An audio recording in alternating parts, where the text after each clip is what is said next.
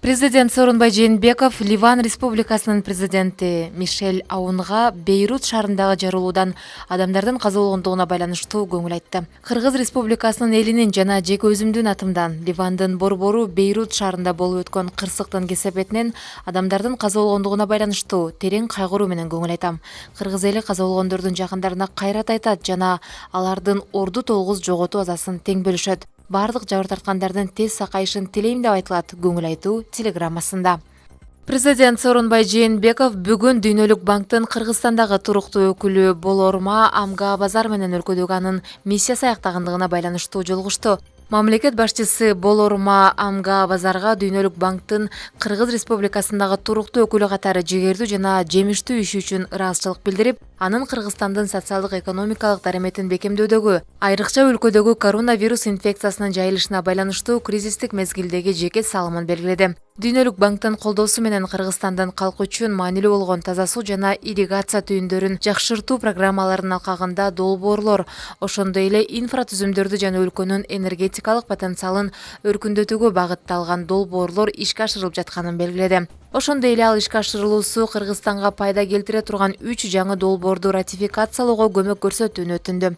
Дүйнөлүк банктын өкүлүнүн жетекчилиги астында 2019-22 жылдарга карата Кыргызстан менен өнөктөштүктүн алкактык программасы даярдалган, жалпы суммасы 442,2 миллион АКШ долларын түзгөн 13 инвестициялык долбоор аткаруучу директорлор кеңеши тарабынан даярдалган жана жактырылган. Аталган сумманын 21,2 миллион АКШ доллары COVID-19 пандемиясына каршы аракеттенүү үчүн чукул жардам катары берилген. Болорма Амга Базар ошондой эле Кыргызстан менен донор коомчулугунун ортосунда активдүү өнөктөштүктү орнотууда. 2019 жылдын ноябрь айындагы жогорку деңгээлдеги донордук форум учурунда донорлор тарабынан тең төрайымдардын бири катары маанилүү ролду ойногон. Коронавирус жуктурган бейтаптарды дарылоо үчүн күзгө карата 11 оорукана даярдалат. Бул тууралуу өкмөт үйүндөгү маалымат жыйынында премьер-министр Кубатбек Боронов билдирди. Анын айтымында буга чейин өлкө боюнча 9 оорукана даярдалары айтылган. Биздин пландар алмашып 3 оорукана жаңы салынып жатат. Алар Бишкек, Ош жана Нарын шаарларында салынууда. Нарындан тышкары калган 6 облуста колдонулбай турган имараттар оорукана катары даярдалат. Кошумча каражат бөлүнүп, дагы 2 оорукана күзгө карата бүткөрүлөт. Алар сентябрь айында ишке киргизилет, деди Боронов. Ошол эле учурда өлкөдө медициналык жабдууларды чыгаруу маселеси колго алынып жатканын да кабарладым. Учурдагы шартка байланыштуу экономиканын кээ бир тармактарынын ишин өзгөртүү, ишкерлер ишканаларын башка профилге өткөрүү менен мед жабдууларды чыгаруу маселесин колго алышкан. Ош шаарындагы жаңы ачылган Кыргыз унаа курулуш заводунда өпкөнү жасалма дем алдыруучу аппараттарды чыгаруу пландалган. Сыноо үчүн бирөө жасалды. Эгерде сыноодон өтсө, анда тиешелүү талаптарга жооп бере турган аппараттарды чыгарууга мүмкүн болот. Андан тышкары Дастан ишканасы медицинада колдонула турган Бобров аппараттарын чыгарууну колго алды, дейт өкмөт башчы. Анын айтуусунда башка да ишканаларды учурда абдан керектүү болуп жаткан медициналык жабдууларды чыгарууга өткөрүү боюнча тиешелүү мамлекеттик органдарга тапшырмалар берилген.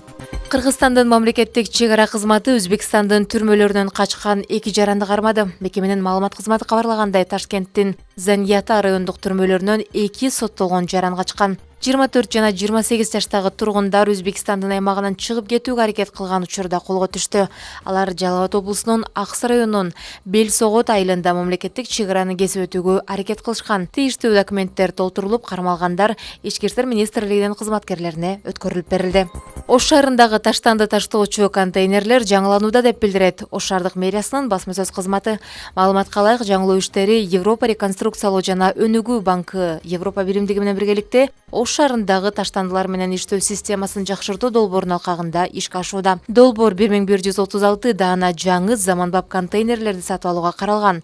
Биринчи бөлүгүндө 360 даана 1,1 метр куб сыйымдуулуктагы жаңы контейнерлер калага орнотула баштады.